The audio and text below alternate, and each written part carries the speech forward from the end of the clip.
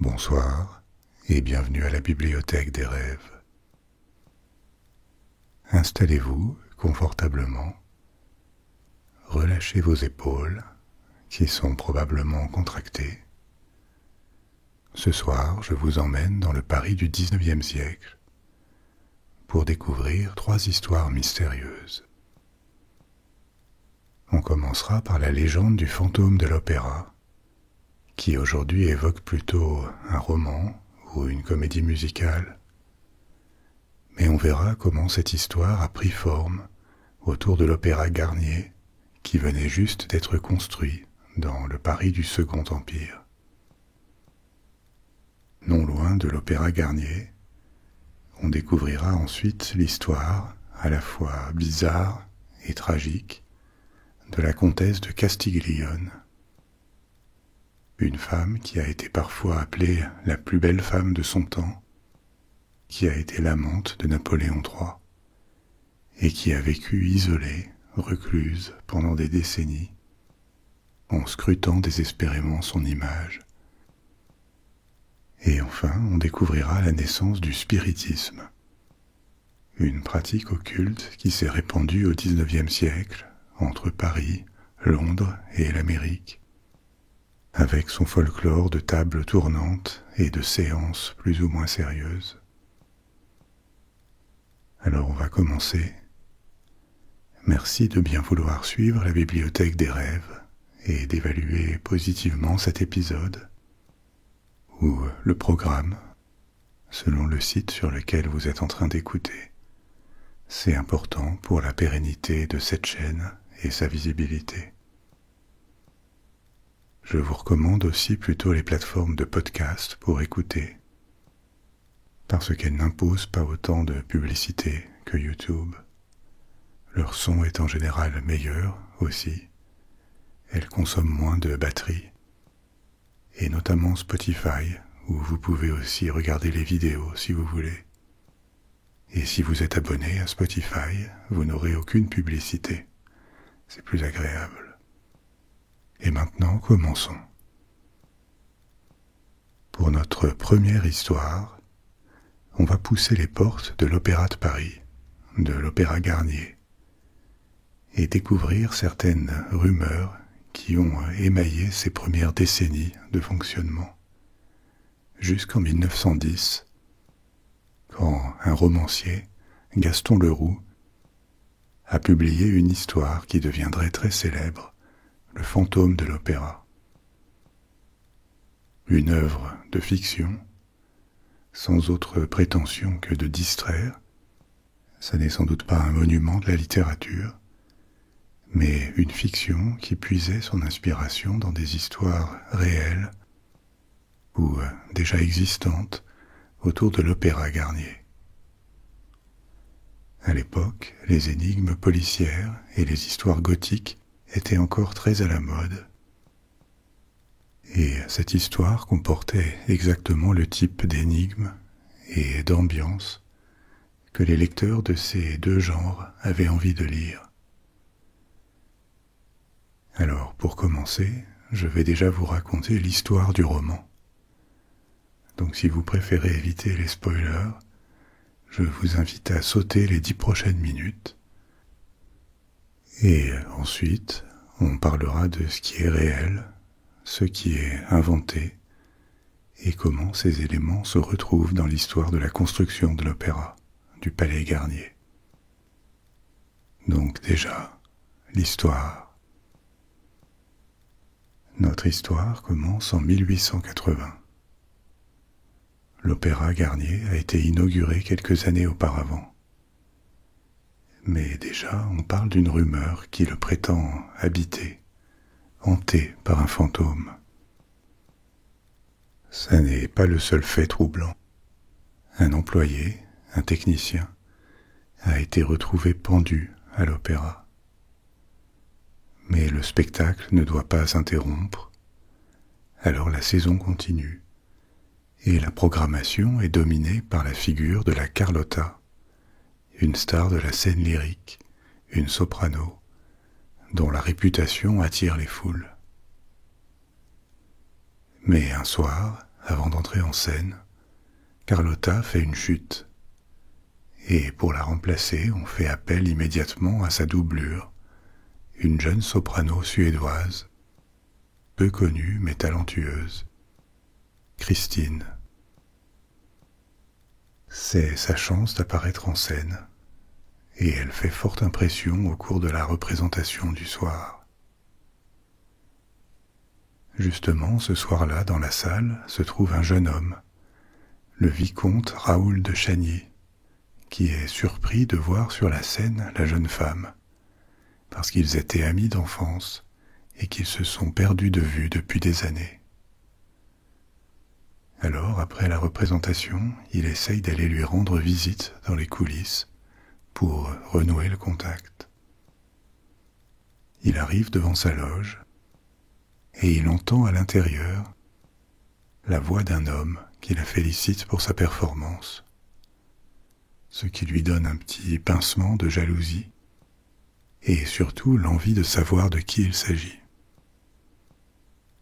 Alors il attend qu'elle quitte la loge, seule, pour aller l'inspecter. Et là, personne. L'homme qui devrait encore s'y trouver, puisqu'il n'est pas sorti, n'y est pas. Étrange. Quelque temps plus tard, Raoul et Christine, qui ont quand même renoué le contact, sont dans une station balnéaire en Bretagne, et ils l'interrogent sur cette mystérieuse voix qu'il avait entendue à travers la porte. Christine lui révèle qu'elle a un mystérieux maître de musique, un ange, qui lui rendait visite à l'opéra le soir où Raoul a entendu la voix. Une explication que Raoul trouve ridicule, et malgré son affection pour elle, il lui fait remarquer qu'elle pourrait bien être victime d'une mauvaise blague. Elle le prend mal et coupe court à la conversation. Mais pour autant, Raoul n'est pas satisfait et il décide de faire son enquête. En la suivant un soir, alors qu'elle se rend sur la tombe de son père, il voit de loin ce qui semble être un homme mystérieux, une silhouette qui lui joue du violon. Il essaye d'aller demander des comptes à cet individu, mais il est attaqué par surprise et assommé. À l'Opéra Garnier, peu après, la direction reçoit une lettre signée du mystérieux fantôme de l'opéra, qui exige qu'on donne à Christine le rôle principal de la prochaine œuvre qui sera présentée, et que la loge numéro 5, dans la salle, soit laissée vide pour son propre usage. Au cas où il ne lui serait pas donné satisfaction, le fantôme menace d'une malédiction qui s'abattrait alors sur l'opéra. Malgré les menaces, la direction du Palais Garnier considère que c'est juste une mauvaise plaisanterie, et elle ignore cette lettre.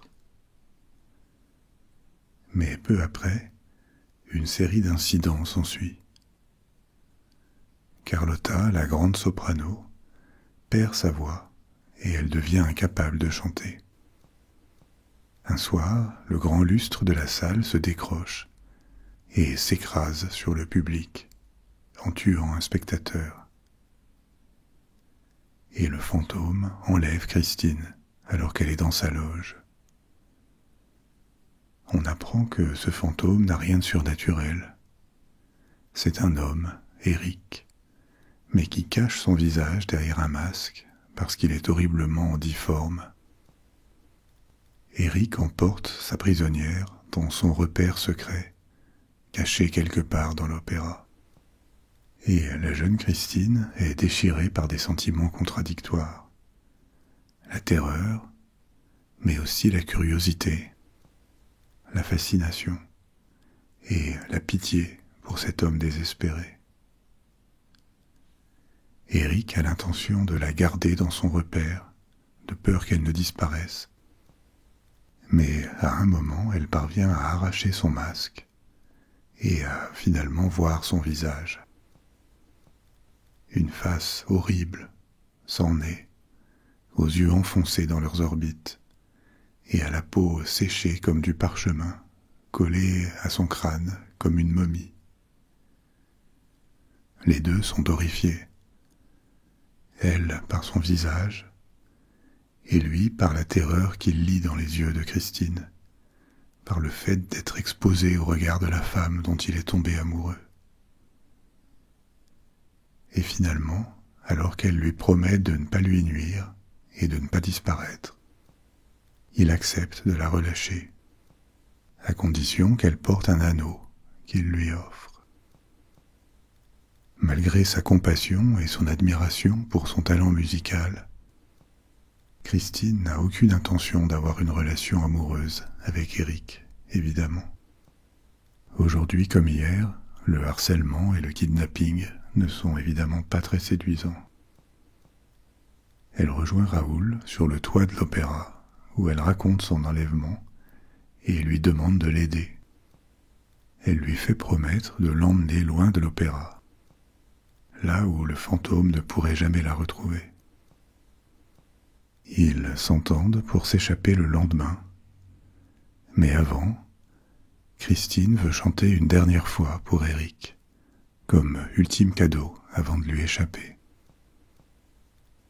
Ce qu'ils ignorent, c'est qu'Eric les surveille et qu'il a entendu toute leur conversation, ce qui le plonge dans un état de rage, de jalousie incontrôlable. La nuit suivante, alors même que la représentation a lieu à l'opéra, il enlève encore une fois Christine et cherche à la forcer à l'épouser. Raoul se met immédiatement à sa recherche avec l'aide d'un mystérieux habitué de l'opéra, seulement connu sous le nom du Persan. Il connaît les passages dissimulés et les secrets de l'immense édifice. Alors il guide Raoul jusqu'au repère secret du fantôme. Mais Eric a plus d'un tour dans son sac. Il les fait prisonniers en les attirant et en les enfermant dans une salle secrète, couverte de miroirs, avant de menacer de les tuer, et avec eux tous les spectateurs de l'opéra, en faisant exploser le bâtiment, si Christine n'accepte pas de l'épouser. Sans autre choix pour sauver tout le monde, Christine accepte. Mais elle menace aussi de se tuer si Eric ne relâche pas ses prisonniers. Une fois seul, Eric enlève son masque et embrasse Christine. Un baiser auquel elle répond, plus par pitié et par épuisement que par désir, évidemment. Il lui révèle que c'est son premier baiser, parce que sa mère le rejetait et s'enfuyait s'il essayait de l'embrasser. Les deux se retrouvent débordés par leurs émotions. Mais Eric comprend que la façon qu'il a eue de la forcer ne va jamais lui ouvrir son cœur. Tout au plus, il pourra récolter de la pitié, peut-être de l'amitié, mais jamais du respect et de l'affection. Face au désespoir, à la destinée tragique qui a fait de lui un monstre, il sent sa mort approcher, une mort qui le délivrera du fardeau de l'existence. Alors il libère Christine, en lui faisant simplement promettre de revenir l'enterrer après sa mort, ce qu'elle accepte, et elle respectera sa parole plus tard, avant de s'enfuir définitivement avec Raoul, vers un destin qu'on imagine heureux. Dans l'épilogue de l'histoire, on en apprend plus sur la vie d'Eric. Il était le fils d'un entrepreneur, un constructeur, né avec d'horribles malformations. Il s'était enfui, loin de sa famille, où il ne recevait aucune affection à cause de son apparence, pour vivre en travaillant dans des foires et des cirques, en voyageant autour du monde. Après des années de cette errance, il était revenu en France et avait été engagé pour travailler à la construction de l'opéra. c'est comme ça qu'il s'était aménagé un repère secret dans les fondations de l'opéra, où il pouvait disparaître à volonté, avec de nombreux passages et trompe-l'œil qui lui permettaient de tout espionner dans l'édifice. Il n'avait jamais été un fantôme, simplement un homme rejeté et malheureux, torturé par son humanité, une humanité que la société ne lui reconnaissait même pas à cause de son apparence. C'est cette histoire, une fiction complète, qui a été adaptée dans des films ou comédies musicales à succès. Mais d'où est-ce qu'elle vient, cette histoire? Parce qu'elle a aussi des racines un peu plus réelles et concrètes. L'Opéra Garnier, ou Palais Garnier, du nom de son architecte, c'est le bâtiment, la salle de spectacle la plus célèbre de l'Opéra de Paris. Et il a été construit dans les années 1860 et 70. L'Opéra de Paris, ça n'est pas juste un bâtiment, c'est une institution. Et l'établissement d'une compagnie, une troupe d'opéra permanente à Paris, date du XVIIe siècle. Au départ, c'était une compagnie bien plus petite qu'elle ne le deviendrait, parce que les opéras du XVIIe et XVIIIe siècle étaient relativement modestes comme production. Ça n'était pas encore les grosses productions qu'ils deviendraient au XIXe siècle. Les orchestres étaient réduits, et il y avait moins de chanteurs, de personnages sur scène, et l'audience de ces spectacles a cru régulièrement au XVIIIe siècle. Mais il n'y avait pas besoin de très grandes salles de spectacle pour les opéras. Au XIXe siècle, ça change. L'opéra atteint probablement ce qui restera comme son pic de popularité.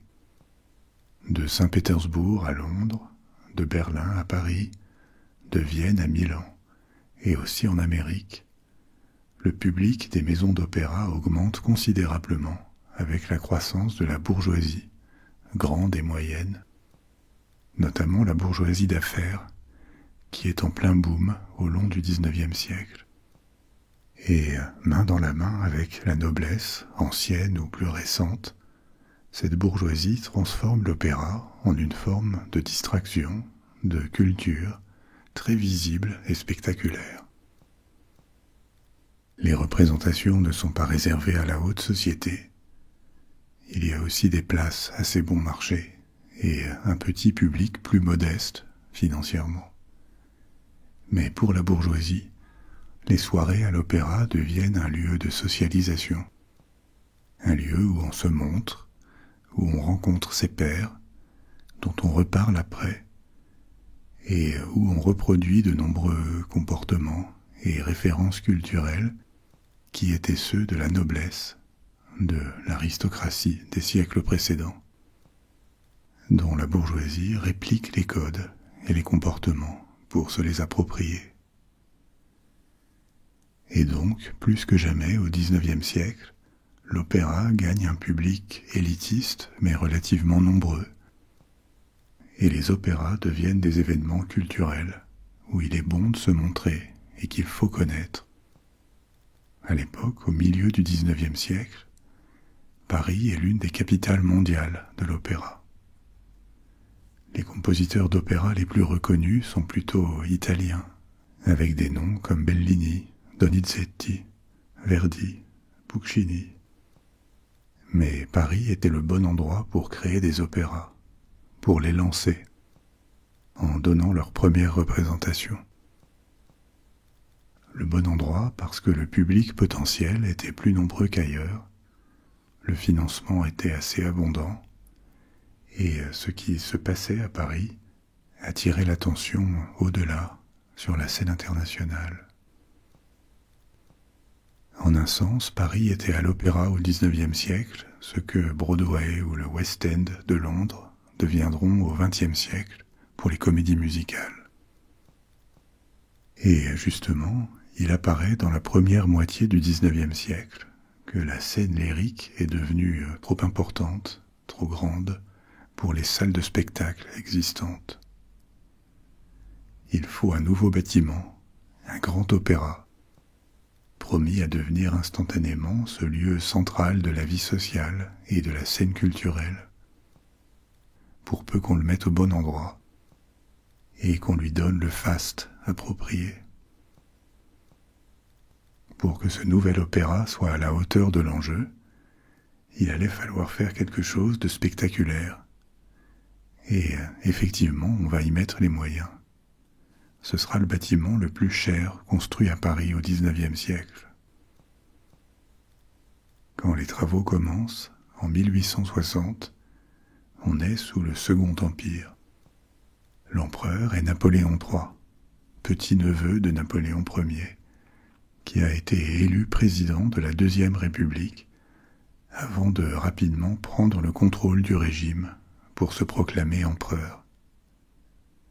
Un nouveau régime conçu comme une monarchie constitutionnelle, mais qui, rapidement, va avoir une opposition assez forte de la part des républicains et des libéraux, qui demandent plus de liberté politique. Il y a des élections sous le Second Empire, ce n'est pas une autocratie, mais c'est quand même un régime autoritaire. La presse est censurée fortement, les syndicats sont interdits, et les opinions hostiles au régime sont réprimées. Donc avec des variations, pendant les presque 20 ans que dure le Second Empire, il y a des tensions politiques permanentes en France. Le régime est contesté. Mais il y a une chose qui marche et qui l'aide à tenir, c'est l'économie. La croissance de l'industrie est forte, la banque se développe, et Paris devient aussi un marché financier de premier rang, derrière Londres, mais devant New York. Donc il y a des capitaux, de l'argent à emprunter et à investir. Et comme prolongement de la transformation économique et sociale, Paris prend l'apparence qui est encore largement la sienne aujourd'hui. Une cité moderne du XIXe siècle, avec des avenues larges et rectilignes qui connectent de grandes gares de chemin de fer, des parcs, et cette unité architecturale avec des façades qui sont très ornées. On imite les styles des siècles précédents, mais en suivant aussi une réglementation très stricte pour uniformiser la ville. En tout cas, on traite avec soin les quartiers bourgeois de la ville, les axes de passage et les lieux de pouvoir. Parce qu'à côté de cette scène brillante que se donne la haute société, entre autres avec l'opéra, il y a aussi des quartiers ouvriers très pauvres et insalubres. Donc, comme dans les autres grandes capitales du monde industriel, à Paris coexiste la richesse extrême, une classe moyenne et la misère. Dans le monde ouvrier, les conditions de vie des années 1850 et 60 sont très dures, les salaires sont faibles, l'insécurité est extrême, les enfants travaillent, l'alcoolisme est presque une norme sociale. C'est le monde, avec ses convulsions, que décrivent des auteurs comme Émile Zola, qui écrit après le Second Empire, mais son œuvre est imprégnée de cette société dans toute sa variété. Bref, pour en revenir à l'Opéra Garnier, son style reflète le goût dominant de l'époque, qui va à l'architecture qu'on appelle éclectique, c'est-à-dire un mélange d'inspirations tirées d'anciens styles, antiques ou néoclassiques, Renaissance, baroque, byzantin. On mélange plus ou moins ces éléments pour créer un langage architectural imposant qui projette une idée d'abondance, de grandiose. La variété est aussi dans les matériaux. On utilise différents types de marbre, la pierre, les structures sont métalliques et on recourt à des artifices. Le métal, c'est pratique parce que c'est solide, durable et économique, mais on le cache sous des matériaux nobles pour faire plus ancien. Le bâtiment lui-même est trompeur. En fait, il est bien plus grand que sa façade n'en donne l'impression. La façade a été adaptée à la largeur de l'avenue de l'Opéra, au bout de laquelle le palais Garnier conclut une perspective. Mais l'Opéra est en forme de diamant, de losange, et il est bien plus large que sa façade. L'intérieur du bâtiment se doit aussi d'être spectaculaire, puisque c'est la scène de la grande culture et de la haute société. Alors on décore la salle de spectacle proprement dite, qui a presque 2000 places, avec des ornements bien chargés, imposants et dorés. Après, l'Opéra Garnier n'est pas seulement dans les apparences. Il reflète aussi un grand soin qui est apporté à la performance artistique elle-même, ou en tout cas on lui donne des moyens techniques. Les parties publiques sont assez grandes, mais les parties techniques le sont encore plus, avec un énorme espace derrière, en dessous et au-dessus de la scène, pour les mécanismes, les décors, l'éclairage, et aussi dans les hauteurs de l'opéra ou dans ses profondeurs, des salles de répétition, d'entraînement, de stockage pour tout le matériel. Tout ça existait déjà dans des théâtres plus anciens. Mais là, on donne à la dimension technique et à l'entraînement des artistes une nouvelle importance. Et c'est ça aussi qui fascine, à l'époque comme aujourd'hui, avec l'Opéra Garnier. C'est un monde en lui-même. Un monde qui s'étend loin au-delà des regards du public, derrière la scène, au-dessus, en dessous, comme un labyrinthe que seuls les techniciens, les administrateurs ou les artistes peuvent connaître. Avant même que la construction ne soit terminée, différentes légendes urbaines apparaissent autour de l'Opéra Garnier. Une première, c'est que l'opéra est construit au-dessus d'un lac souterrain. Et il y a un petit fond de vérité à ça, même si c'est largement exagéré. Quand les fondations du bâtiment sont posées, les constructeurs trouvent de l'eau souterraine, à un niveau plus haut qu'attendu. On a creusé des puits profonds pour y insérer des piliers qui supporteraient le poids du bâtiment. Mais ces puits se remplissent d'eau, et malgré tous les efforts de pompage, impossible de les assécher. Alors l'architecte, Garnier, change ses plans et conçoit des doubles fondations pour protéger la structure de l'humidité et en ajoutant aussi une grande citerne qui recevrait cette eau souterraine et pourrait servir en cas d'incendie. C'est sans doute ce changement de plan, avec l'introduction de la citerne souterraine, qui donne naissance à la légende du lac sous l'opéra. Une autre légende, qui apparaît peu de temps après l'inauguration, c'est celle d'un fantôme qui hante le palais Garnier. Et il y a aussi un accident bien réel durant une représentation. Alors que le premier acte d'un opéra se termine, le feu prend près de la corde qui retient le contrepoids du grand lustre de la salle. La corde cède, le contrepoids monte, et donc le lustre s'écrase sur la foule, blessant plusieurs personnes et même en tuant une. Cet accident est repris presque tel quel dans le roman du fantôme de l'opéra. Ces rumeurs de fantômes et cet accident qui est bien réel n'empêchent pas l'opéra de fonctionner, mais ils restent associés à son image et sont assez bien connus des Parisiens dans les années 1870, 80, 90. Ce qui donne une aura un peu mystérieuse à un bâtiment qui est désormais célèbre, l'une des grandes maisons d'opéra dans le monde. L'Opéra Garnier survit au changement de régime dans les années 1870. Le Second Empire disparaît après la guerre contre la Prusse, la guerre de 1870.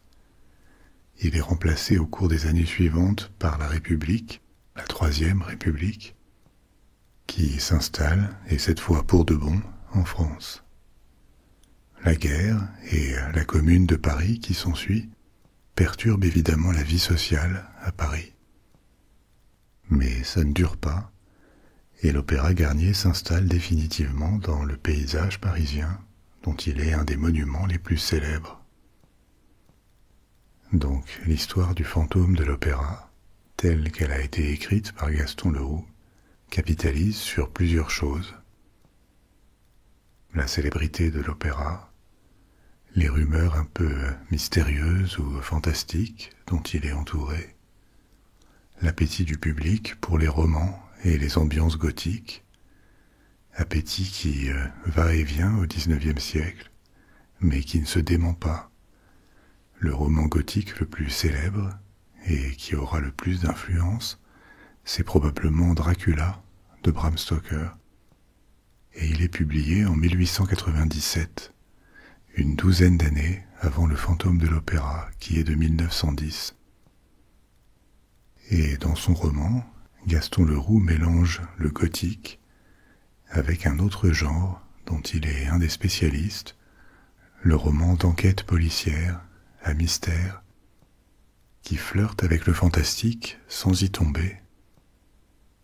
C'est un type d'histoire populaire à l'époque, celle qui commence avec une explication a priori surnaturelle, mais qui s'avère en fait bien réelle et explicable par la raison.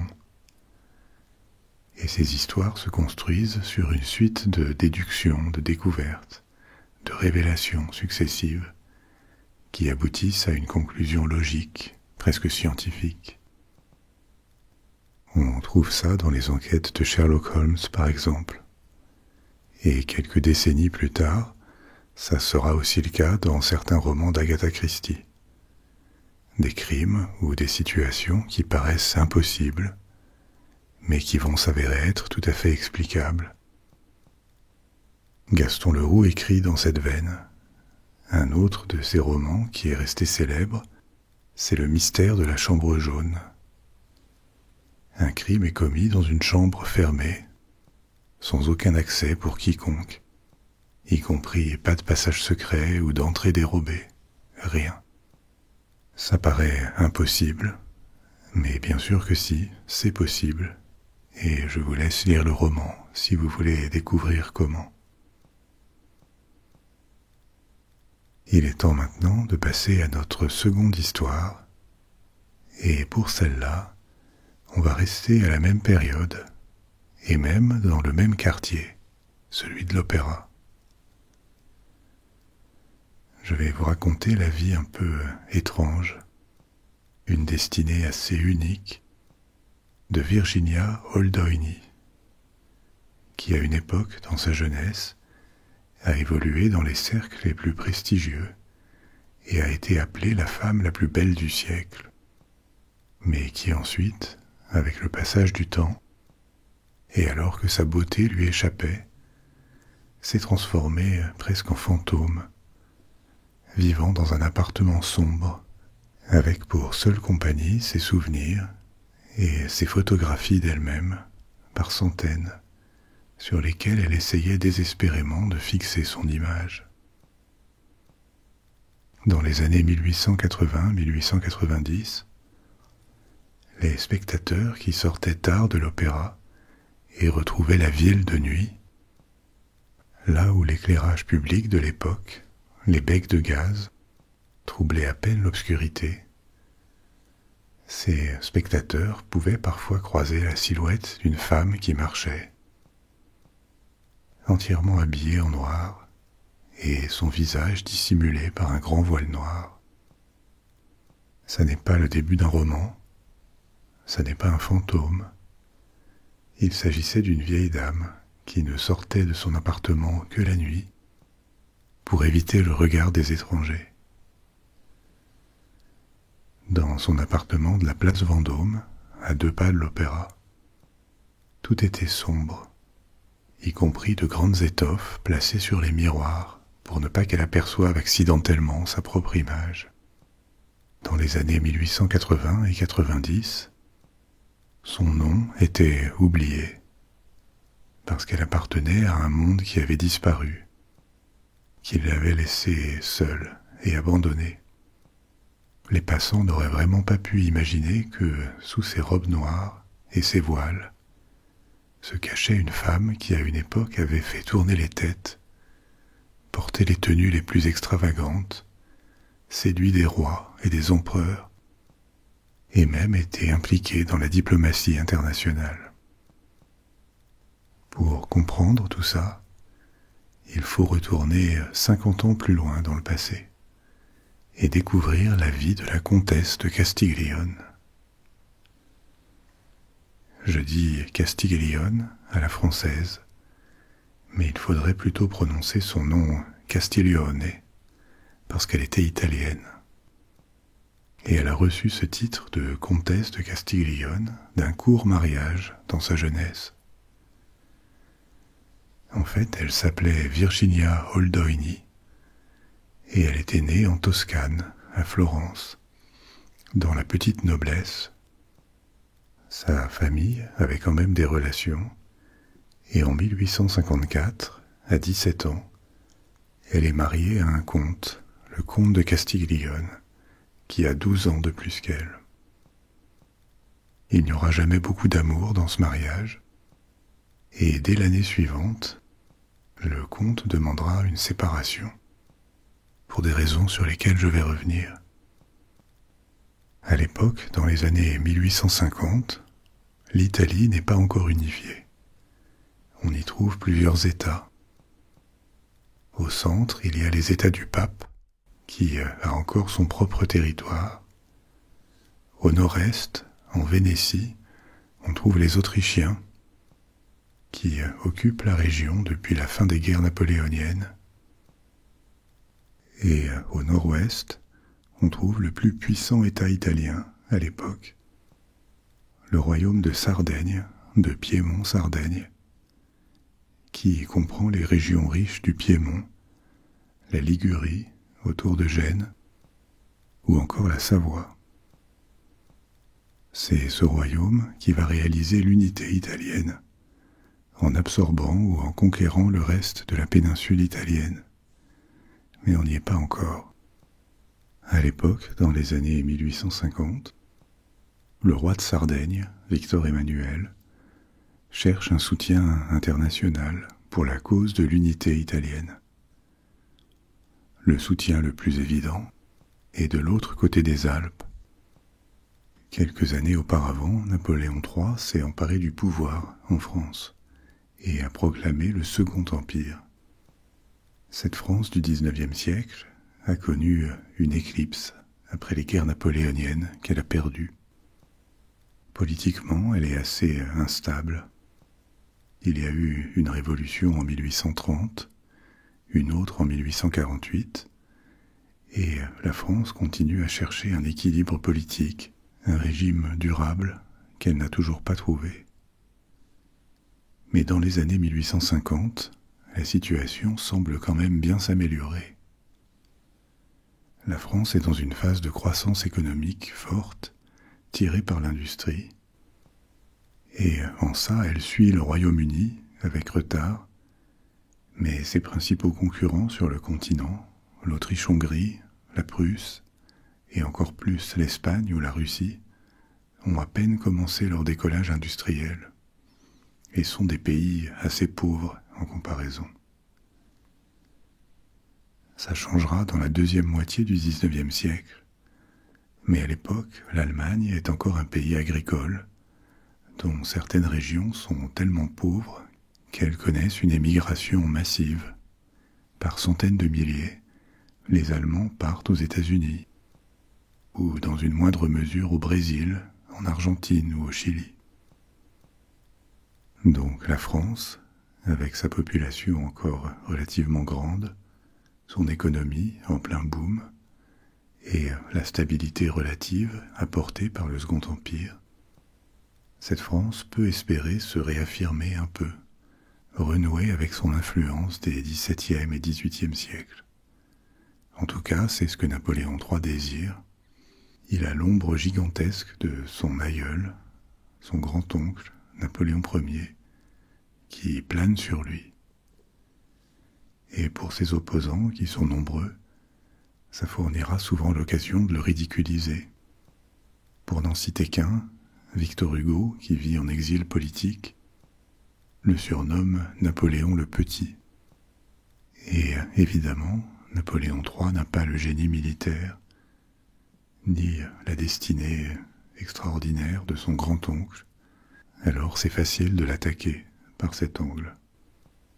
Donc au cours du Second Empire, la France de Napoléon III essaye de s'insérer dans les affaires d'autres pays, parfois sans y être invitée, avec des résultats mitigés. Il y a la guerre contre la Russie, la guerre de Crimée, dans laquelle les Franco-Britanniques débarquent dans la mer Noire. Il y a une expédition sans lendemain au Mexique, qui coûte cher en vie humaine et en argent, sans rien rapporter. Il y a des efforts de colonisation en Asie du Sud-Est, au Vietnam et aussi en Afrique. Et quelques années après le mariage de Virginia Oldoini, il y a une intervention en Italie pour soutenir le royaume de Sardaigne dans son projet d'unification contre l'Autriche. Cette intervention italienne est couronnée de succès, avec plusieurs batailles dans le nord de l'Italie, dont la principale est la bataille de Solferino. Une victoire importante. Pour prix de son intervention, la France gagne la Savoie et la ville de Nice, ce qui en fait sans doute le plus grand succès de Napoléon III, hors de France. Mais en 1855, rien de tout ça n'est encore fait, et la diplomatie de la Sardaigne essaye de convaincre la France de signer une alliance. Cette année-là, le comte et la comtesse de Castiglione sont en voyage à Paris, et la comtesse reçoit comme instruction des diplomates italiens de plaider la cause de l'unité italienne auprès de Napoléon III, qu'elle va rencontrer. Pourquoi charger une jeune femme de 18 ans, qui n'a aucune formation diplomatique, ni aucune légitimité à parler de ces sujets, d'une tâche aussi importante? Parce que déjà, à 18 ans, Virginia est devenue presque célèbre pour sa beauté et son charisme. Il y a des portraits d'elle, des photos de sa jeunesse, qui ne lui rendent probablement pas totalement justice, parce que beaucoup de témoignages existent qui font état d'une beauté et d'un charme apparemment saisissants à l'époque. Aujourd'hui, en 2025, avec nos critères actuels de beauté, on la trouverait peut-être plutôt un peu renfrognée sur les photos, et certes belle, mais pas hors du commun. Sans doute parce que les critères de beauté changent avec les époques. Au milieu du XIXe siècle, elle pouvait incarner une certaine idée de la perfection physique. Elle avait de grands yeux, une petite bouche, un visage ovale, une peau très pâle, une taille très fine, des traits qui rappellent tous une autre aristocrate célèbre pour sa beauté à l'époque, l'impératrice d'Autriche, Sissi. Virginia est aussi une aristocrate, même si elle vient de la petite noblesse toscane. Ça n'est pas extrêmement prestigieux comme origine, mais suffisant pour qu'elle ait reçu l'éducation, la posture corporelle, les codes sociaux, pour évoluer naturellement dans la haute société. Elle ne fait pas tâche, elle n'est pas jugée vulgaire. Et c'est ce mélange de perfection physique, de maintien, et sans doute aussi son charme naturel, qui la rendent très séduisante pour l'aristocratie et la grande bourgeoisie à l'époque. On sait en Italie que sa visite à la cour de Napoléon III va faire forte impression. Napoléon III est connu pour son appétit pour les jeunes femmes, Plus tard, il va un peu se calmer, mais dans les années 1850, on sait qu'il va être intéressé, et qu'il va probablement la convoiter. Alors pourquoi ne pas en profiter un peu pour lui faire plaider la cause de l'unité italienne? Jamais elle ne va être en mission officielle, et les priorités de la diplomatie italienne sont ailleurs. Mais les diplomates se disent que ça ne peut pas faire de mal d'avoir une alliée dans les pensées de Napoléon III, ou peut-être dans son lit. Et effectivement, elle ne déçoit pas. Elle devient rapidement la maîtresse de Napoléon III. D'où la demande de séparation de son mari que j'évoquais avant.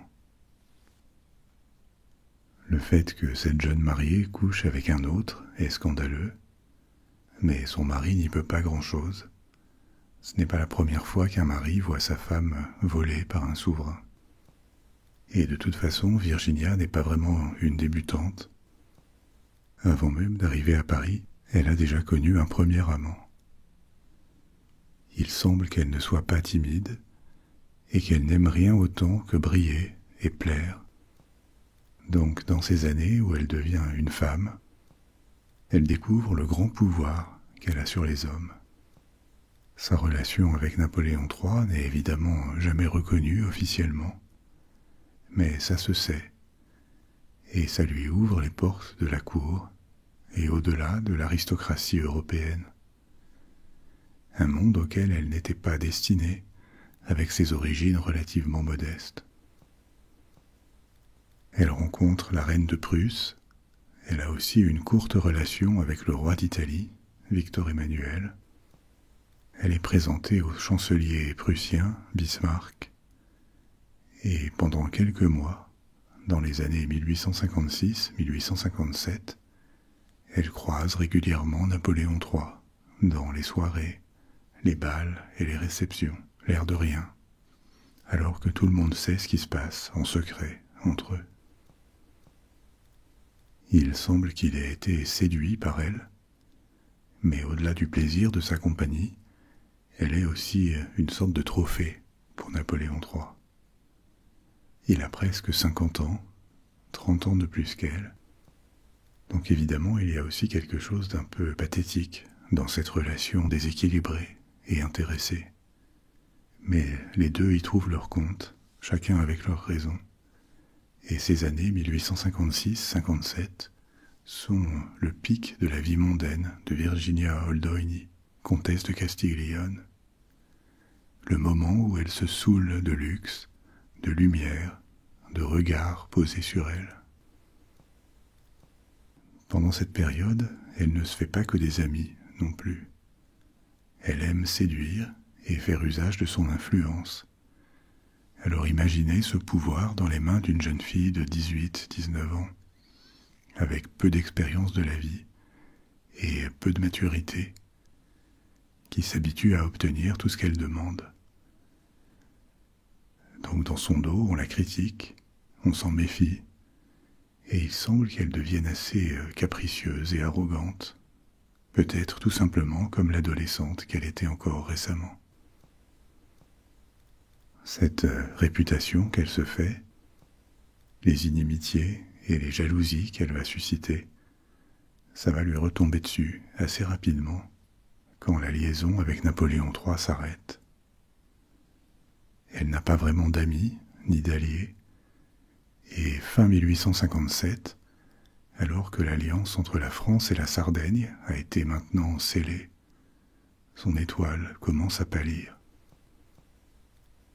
Napoléon III passe à autre chose et il s'en désintéresse progressivement. Mais pour elle, la vie continue.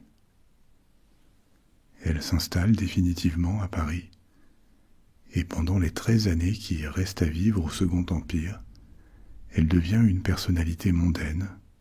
On l'invite, elle reçoit, en vivant largement de cette aura qu'elle a acquise pendant sa période de proximité avec l'empereur. Elle reste toujours aussi belle en entrant dans la vingtaine, mais déjà un peu moins jeune, elle n'a plus l'attrait de la nouveauté. Alors d'autres jeunes femmes la remplacent, et bon gré mal gré, elle doit s'en accommoder. Cette vie mondaine dure jusqu'en 1870, parce qu'avec la guerre contre la Prusse et la chute du Second Empire, le monde dans lequel elle a brièvement brillé disparaît totalement. La cour impériale, ses fêtes, son éclat, et aussi, selon certains, notamment chez les républicains, sa corruption et sa frivolité. Tout ça se termine brutalement en 1870-71. Dans le petit monde de la haute société, au moins pour quelques années, une certaine austérité s'installe. L'affairisme qui existait entre les aristocrates, les banquiers et les industriels va continuer, mais il convient quand même d'être un peu plus discret. Et dans ce monde post-impérial, bientôt républicain, on va vite retrouver la vie sociale qu'on avait auparavant. Mais avoir été la maîtresse de Napoléon III et n'avoir aucun autre pédigré que d'avoir vécu une vie mondaine, c'est plutôt gênant, une source d'embarras. En 1869, la comtesse de Castiglione était encore une trentenaire, certes un peu ringarde, mais fréquentable. En 1871, c'est plutôt quelqu'un à éviter. Et donc, 15 ans après son arrivée en France, elle n'est toujours pas vieille, mais elle est largement oubliée. Et ceux qui se souviennent d'elle n'en ont pas forcément la meilleure image. Plus d'invitations, plus de fêtes, plus de prétendants. On ne lui connaît pas vraiment d'amis. Et donc, dans les années 1870-1880, elle s'installe dans une vie d'isolement, en vivant seule dans son appartement de la place Vendôme. Il lui reste encore 30 ans à vivre, et la deuxième moitié de sa vie va être extraordinairement différente de la première. Depuis 1856, Virginia s'est découvert une passion qui ne la quitte pas, même alors que sa célébrité décline, la photographie. En 1856, c'est encore une nouveauté très récente, et c'est une curiosité dont on parle à la cour. Bientôt, elle va se répandre dans le reste de la société. Alors, elle fait ses premières photographies à la cour, comme modèle. Elle ne sera jamais photographe elle-même. Mais ensuite, elle ne s'arrête pas. Au cours des 40 années suivantes, elle pose régulièrement pour son photographe et prend des centaines de clichés, des portraits, au moins 700. Au fil des années, elle recrée les moments les plus brillants de sa vie, en posant dans les tenues assez spectaculaires et théâtrales qu'elle portait au pic de sa jeunesse, comme par exemple un costume de reine de cœur qui avait fait parler de lui à la cour quand elle l'avait porté. Avec le passage des ans, on la voit vieillir sur les photos, et probablement confrontée à cette image qui s'altère, elle s'isole de plus en plus. Elle évite d'apparaître en public, jusqu'à ce que vraiment plus personne ne l'invite. Elle redécore son appartement entièrement en noir, comme pour porter le deuil de sa vie d'avant.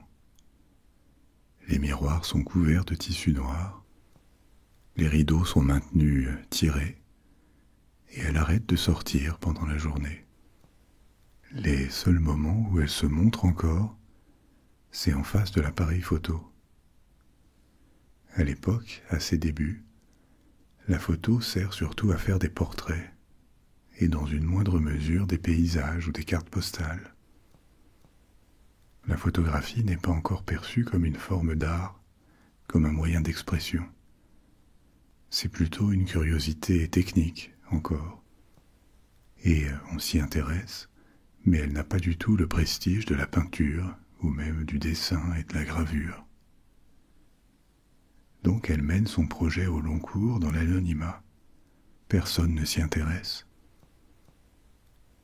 Alors que pourtant, elle invente dans ces années une façon de poser, un type d'image qui nous paraît très moderne encore aujourd'hui. Mais à l'époque, c'est très nouveau, Par exemple, elle utilise des accessoires ou elle met en place une symbolique dans les images. Et il ne s'agit pas seulement de faire un portrait flatteur, il y a une recherche esthétique très intentionnelle. Ces photos sont aussi assez osées pour une femme de sa condition à l'époque. Elle montre ses pieds et ses jambes nues. Des photos dans lesquelles son visage n'apparaît d'ailleurs pas, sans doute pour éviter l'opprobre si les photos devaient tomber dans de mauvaises mains. On ne sait pas quel est son état psychologique à l'époque. On ignore aussi si elle trouve une forme de bonheur, de satisfaction dans ce projet photographique. À quel point elle est obsédée par son image. On peut l'imaginer dépressive ou solitaire, mais à vrai dire, on n'en a pas de preuves. Malgré la quantité de photos, elle garde une part de mystère qu'on n'arrive pas à approcher.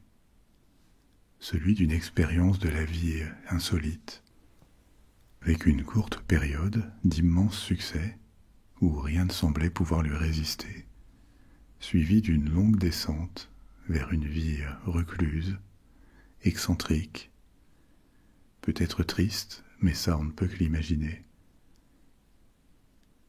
Peut-être après tout que cette image de la recluse en noir, qui ne sort que la nuit, c'est un autre écran qu'elle a créé pour attirer l'attention sur elle, ou pour se cacher et faire en sorte qu'on croit la connaître ou la comprendre, alors qu'elle est encore ailleurs. Ce qu'on sait quand même, c'est qu'en 1900, il y a une exposition universelle à Paris, et elle forme le projet d'exposer une partie de ses photos. Mais ça n'arrivera pas, parce qu'elle meurt avant, avec le siècle. En 1899, sa santé décline brutalement, et elle s'éteint à l'âge de 62 ans, dans l'indifférence. Quelqu'un de l'ambassade d'Italie se précipite quand même à son appartement pour saisir et détruire d'éventuels documents compromettants des années 1850, quand elle était maîtresse de l'empereur. Mais sa mort est à peine mentionnée dans la presse.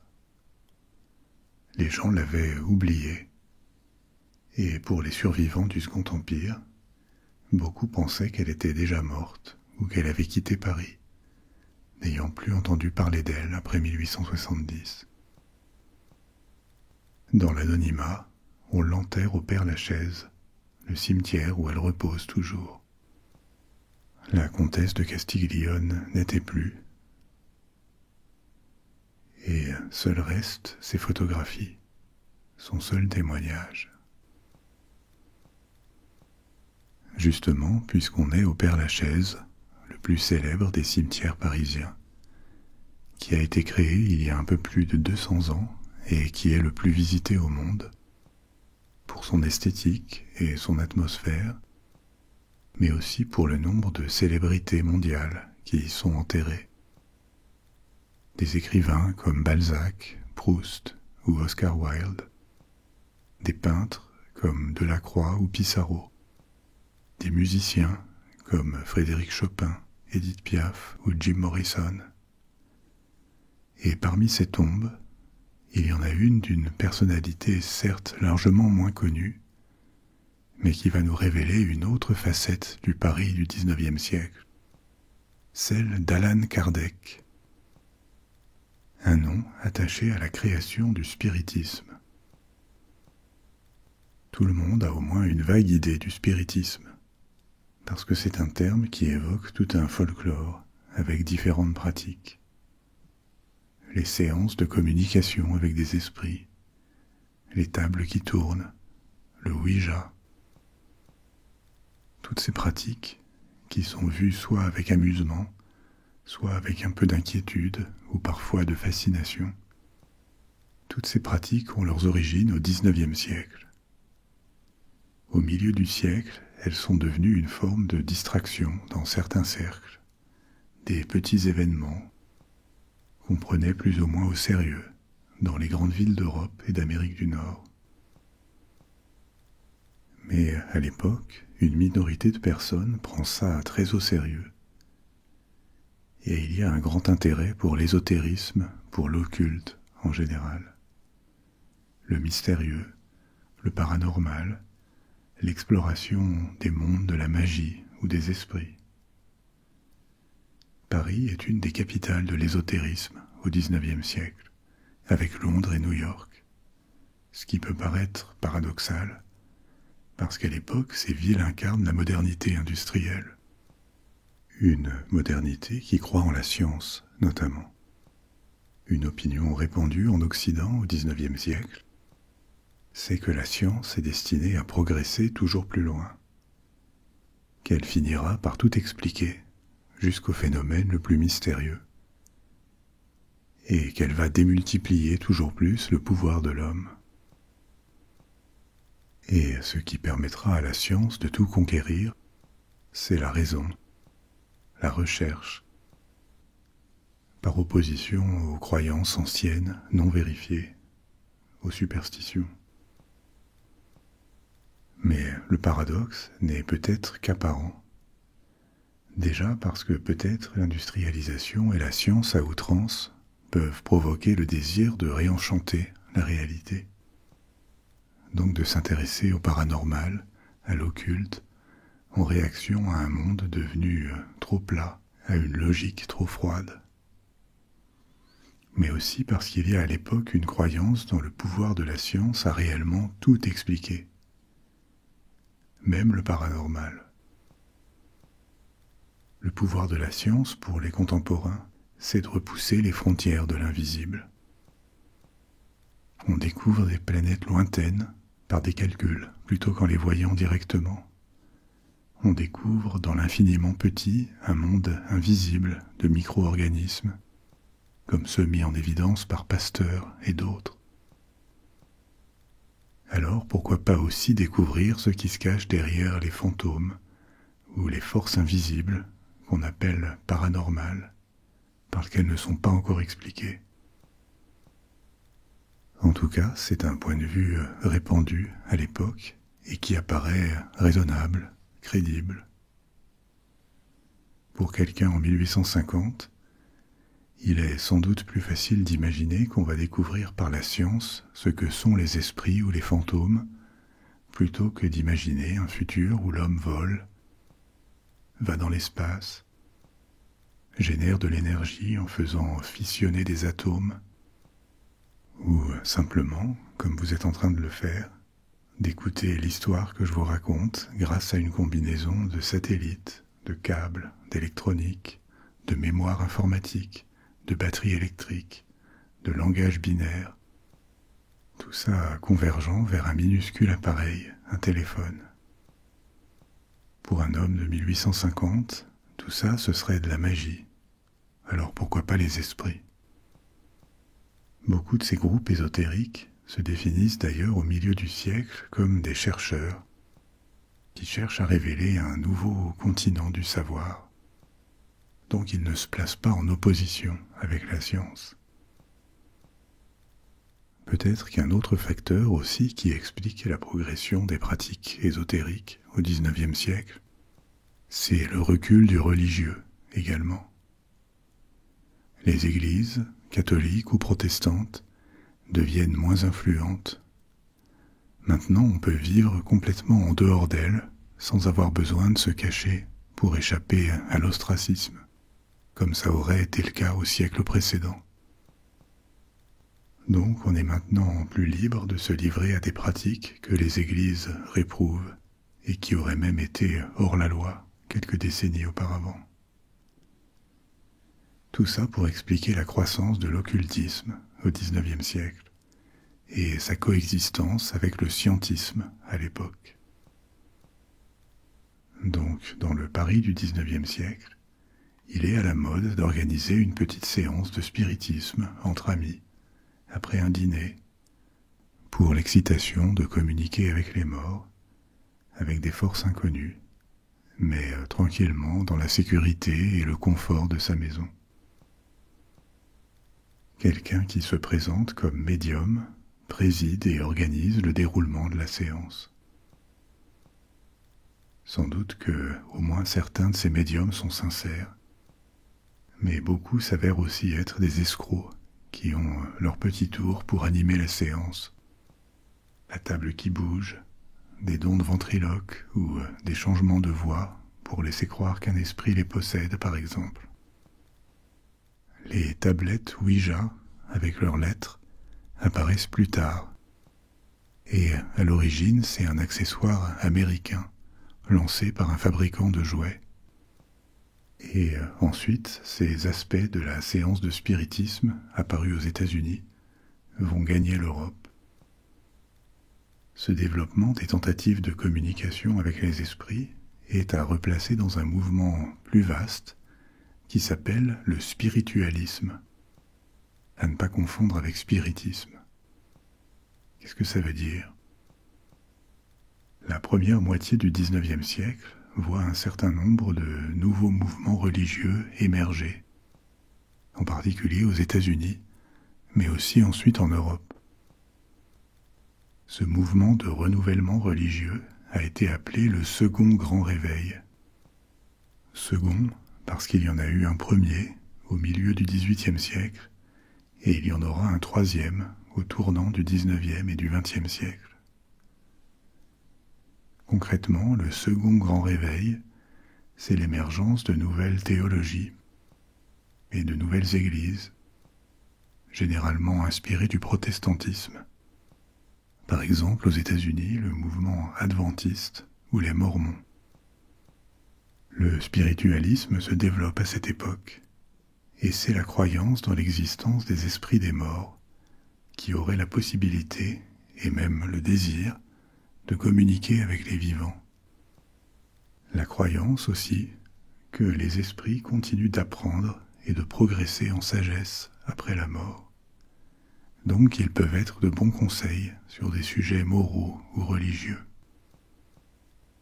Le spiritualisme ne rejette pas forcément le christianisme, mais évidemment ce type de croyance dans des esprits qu'on peut consulter est complètement étrangère au canon des églises catholiques ou protestantes, qui ne voient pas ça d'un très bon œil. Le spiritualisme ne devient jamais un mouvement de très grande ampleur, et il se développe surtout dans les pays anglophones. Mais à son pic, à la fin du XIXe siècle, il a quand même quelques millions d'adeptes. Et ensuite, c'est un mouvement qui va se déliter. Après les années 1920, il perd des adeptes rapidement, et aujourd'hui il reste quelques églises spiritualistes, mais elles sont plutôt marginales. Ce déclin rapide du spiritualisme est provoqué en bonne partie par plusieurs histoires de faux médiums qui s'avèrent être des escrocs.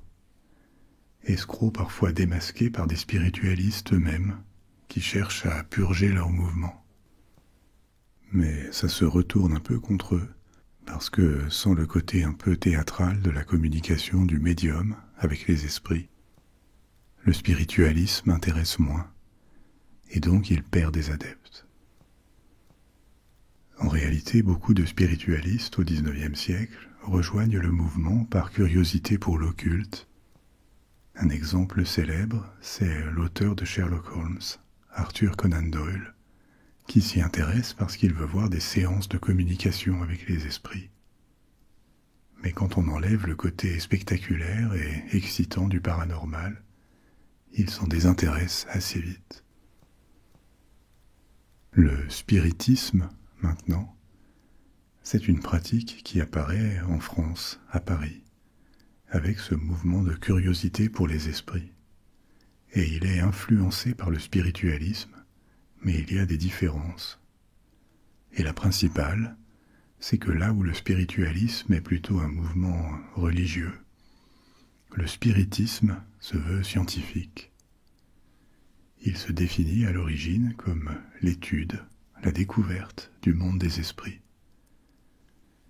Et le fondateur de cette démarche est Allan Kardec, le nom de plume d'un écrivain, un auteur, Hippolyte Rivail.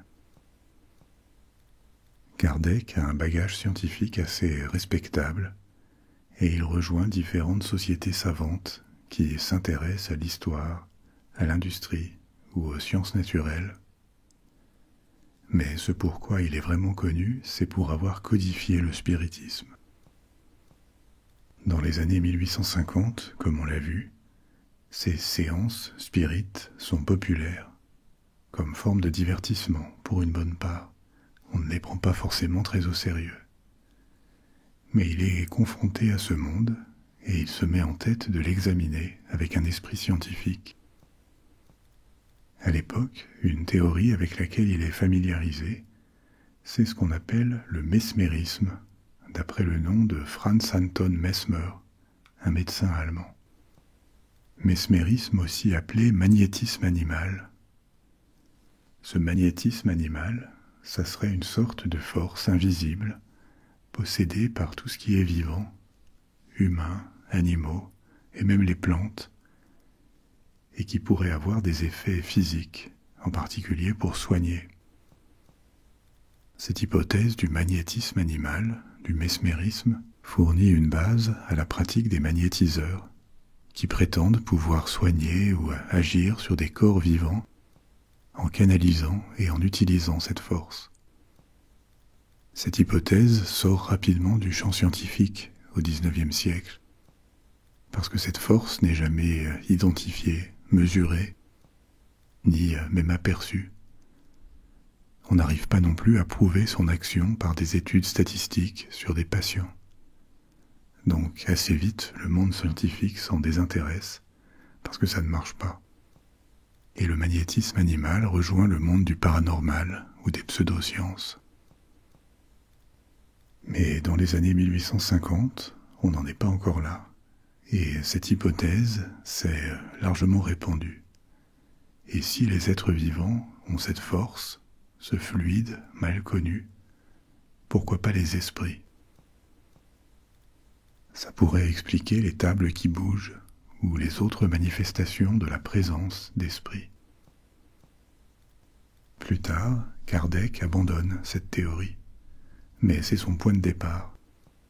Parce que pour lui, les séances de spiritisme deviennent une passion. Il recense et documente précisément des centaines de séances.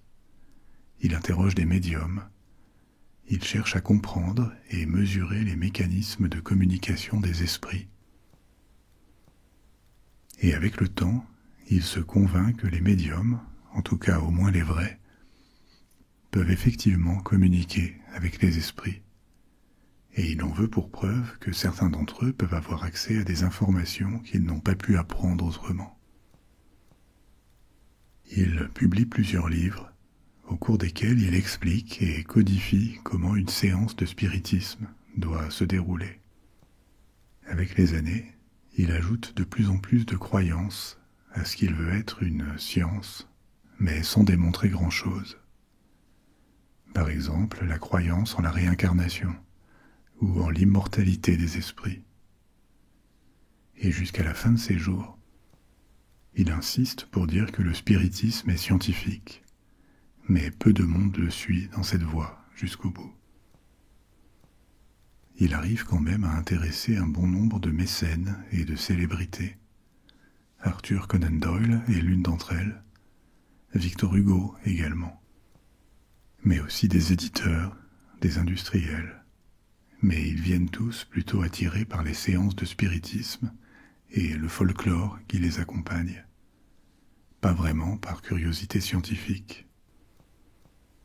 Comme le spiritualisme décline au XXe siècle en Europe et en Amérique, mais en même temps il connaît une résurgence dans le reste du monde.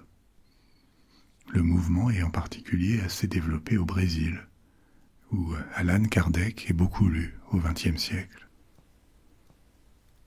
Il meurt en 1869 et est enterré au Père-Lachaise. Aujourd'hui, à Paris, presque personne ne sait qui il était. Et le spiritisme est tombé en désuétude. On y pense comme une pratique folklorique qu'on voit dans des films, soit comiques, soit des films fantastiques. Mais le fait que ces séances aient été à une époque un sujet d'investigation, de recherche scientifique, est aujourd'hui complètement oublié. C'est et la fin de notre histoire pour ce soir. J'espère qu'elle vous a plu. Vous pouvez maintenant vous laisser aller et vous endormir. Si vous n'avez pas sommeil, d'autres histoires de la bibliothèque des rêves vous attendent. Je serai bientôt de retour avec une autre aventure. Et d'ici là, dormez bien, faites de beaux rêves. Au revoir.